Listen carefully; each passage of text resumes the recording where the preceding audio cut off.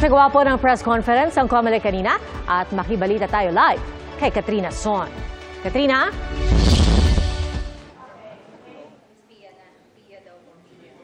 Pia, base sa kakatapos lang na press conference o press briefing ng COMELEC dito sa PITX, kanilang sinabi na may ilan pang mga polling precincts sa BARM na hindi pa rin nagsisimula ang botohan hanggang sa mga oras na ito. Ayon nga kay COMELEC spokesperson Rex Laudianco, isa umano sa binabantayan ng COMELEC ang Dato Odin Sinsuat, Maguindanao del Norte dahil hanggang sa ngayon ay hindi pa rin makapagsimula ang botohan sa naturang lugar. Hinarangan kasi ng mga botante ang munisipyo kaya naman hindi makalabas at madalang mga election paraphernalia papunta sa paaralan kung saan gaganapin ang botohan.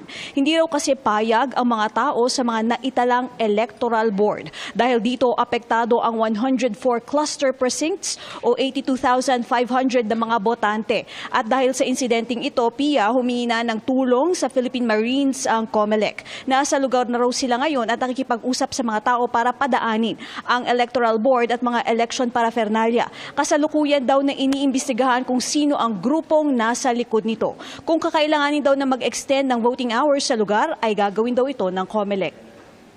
At ngayon, Pia, kasama naman natin si spokesperson Rex Laudianco.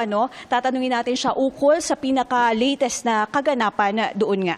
Kumusta na po, sir, yung kaganapan po doon sa Dato Odin Sinsuat? Sa ngayon po ay nakikipag-usap pa rin yung Marine Ground Commander doon sa mga tao po na nakaamas sa harapan po ng ating Dato Odin Sinsuat Municipal Hall.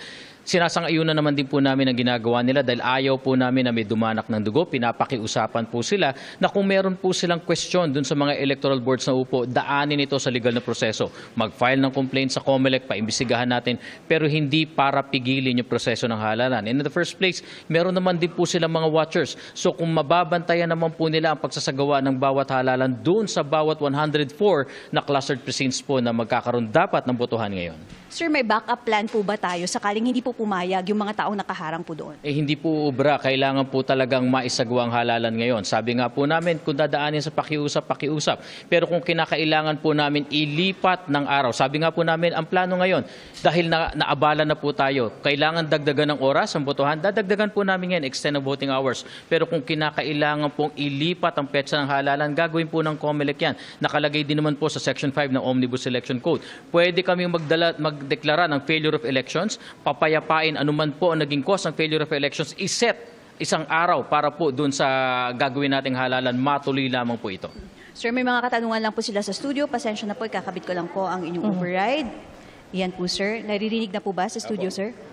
Sir, good morning. Si Pia Arcangel po ito. Nabanggit niyo po na kung sakasakali, di ba, talagang idadaan hanggat maaari sa pakiusap para matuloy ang eleksyon sa araw na ito at kung sakali i-extend.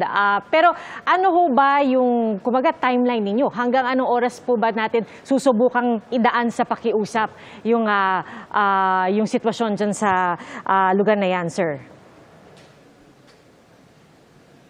Wala naman po tayong exact timeline, Ma'am Pia. Basta ang importante po kasi maisagawa ang halalan sa araw na to. Pero kung talagang magiging imposible, ayaw din naman po namin dumanak ang dugo. Kung magiging imposible na maisagawa ang halalan sa araw na to, maaari pong ikonsidera ng Commission po ang pagdedeklara ng failure of elections dyan. Pero hanggat maaari po, hindi natin papaabutin.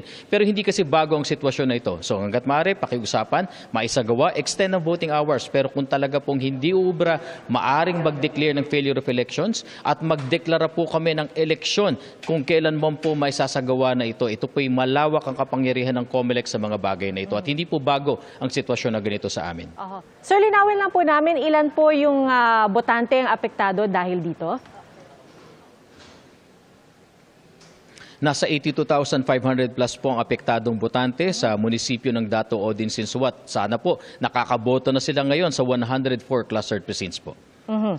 So sir, sabi niyo po na kung sakali nga po ma-resolve ang sitwasyon at maumpisahan na masimula ng ang botohan, pwede niyong i-extend. Pero kasi ngayon halos alas 11 na umaga, ibig po ba sabihin i-extend niyo ng 6 na oras ang botohan? Kasi nag-umpisa dapat kanina alas 5 na madaling araw. Hindi naman po.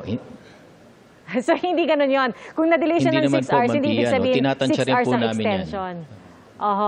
Alright. Sir, tama po. Marami na rin po naganap na ganito at tinitignan po natin. Alright. So sir, makikibalita ulit kami mamaya. Magpapasalamat muna kami sa inyo, COMELEC spokesperson Rex Laudianco at ang ating reporter na si Katrina Son.